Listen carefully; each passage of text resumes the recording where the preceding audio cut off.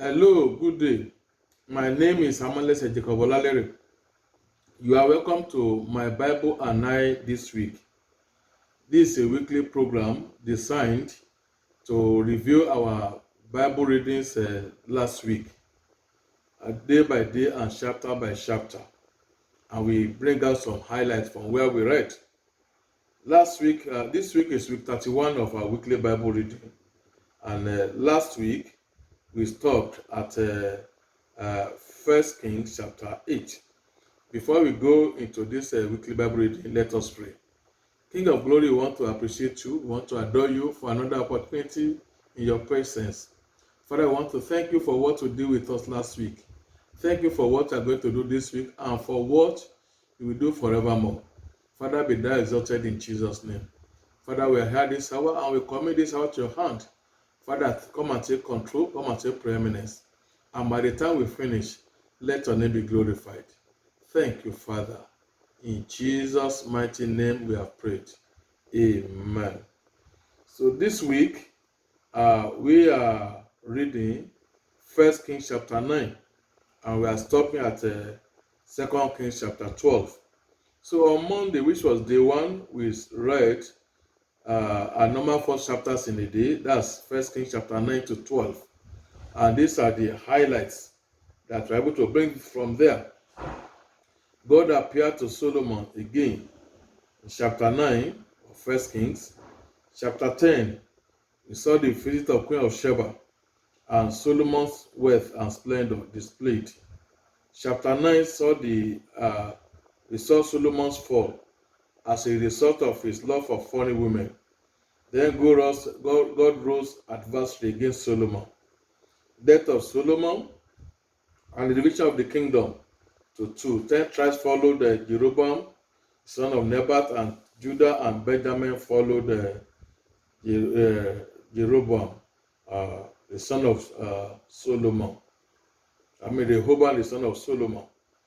Then Jeroboam set up golden calves in Dan and Beersheba and Bethel that led Israel to sin. On Tuesday, we studied from 1 Kings chapter 13 to 16. These are the highlights. Man of God was sent from Judah to Bethel to prophesy against the idolatry and birth of King Josiah was predicted. Then his deception by a prophet and his subsequent death. Prophet Ahijah prophesied against the house of Jeroboam, sins of Judah during the reign of Jeroboam, the reign of Abijah and his sons, the reign of Asa in Judah. He did which was right in the sight of the Lord. His wars with Baasha and the king of Israel. That is in chapter 15. Reign of Nadab, the king of Israel, who did evil in the sight of God.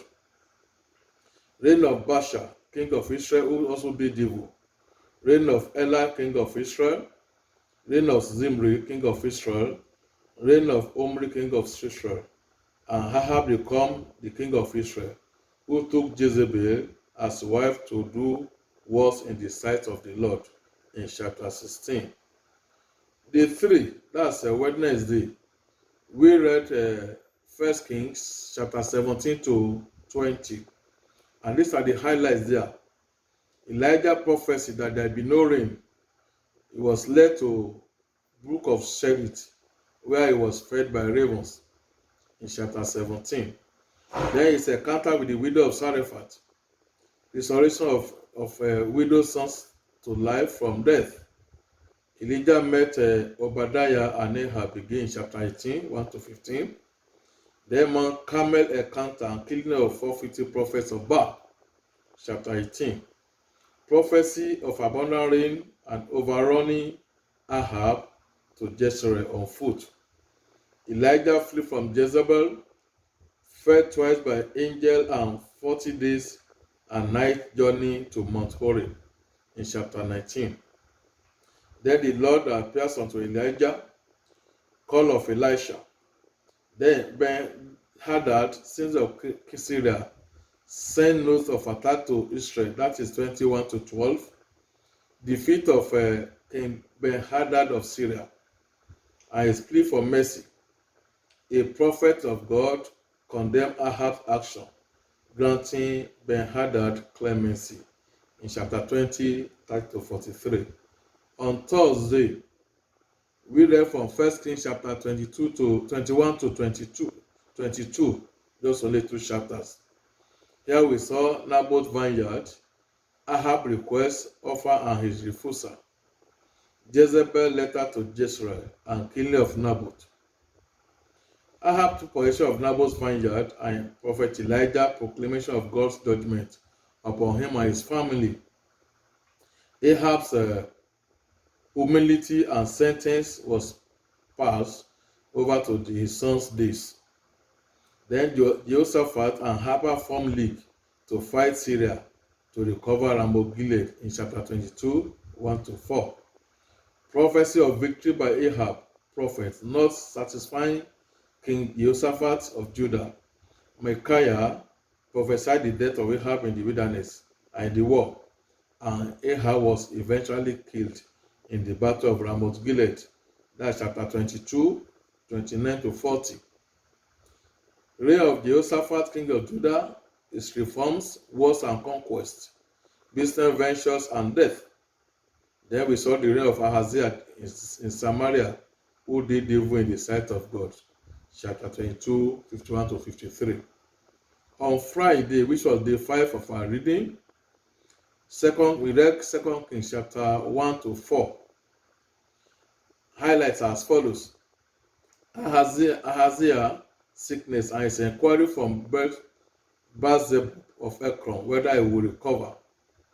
Elijah sent messenger to intercept his messengers, proclaim that he will not recover for inquiry from Baal-zebub when there was a prophet in Israel.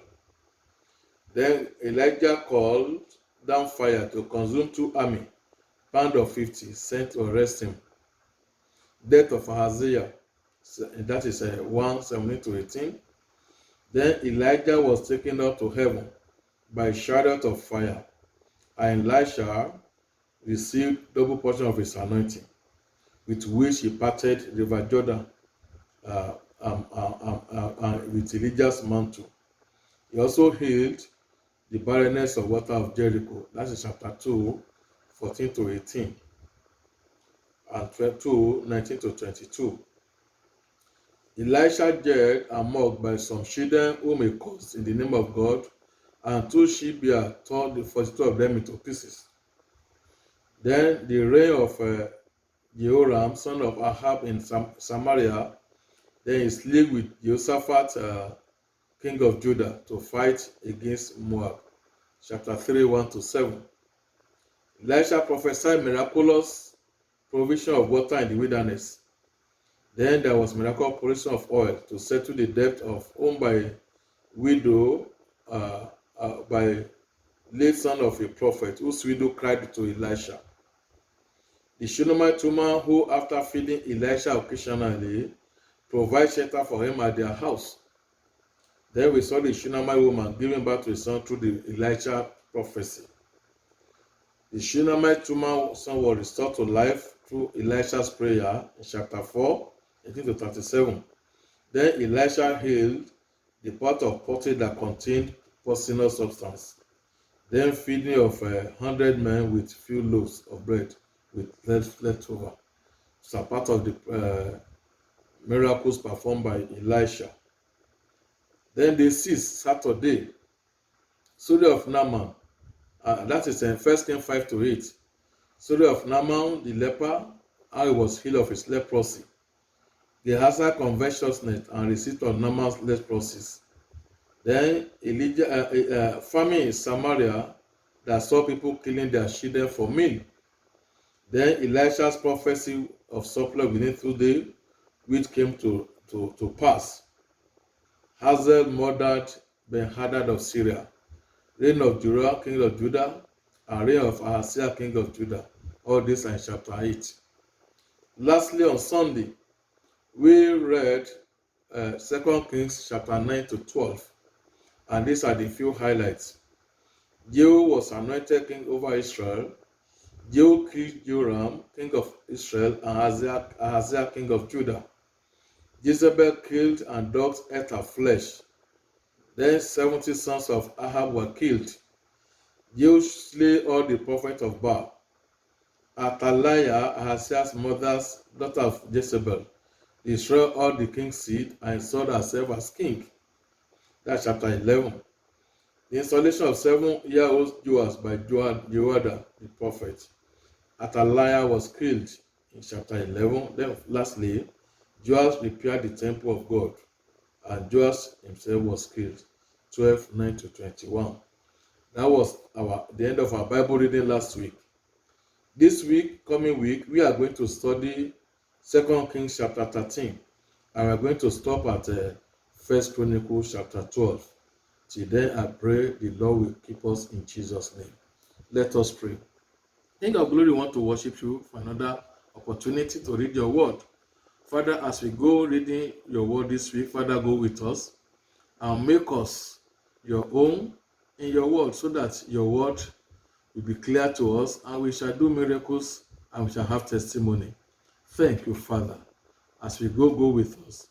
And by the time we meet next week, may your name be glorified. Thank you, Holy Spirit. For in Jesus' mighty name we pray. Amen. But then that's the end of our broadcast today. Till I meet you next week, I'm yours in him. I'm Alex Jacob. God bless you.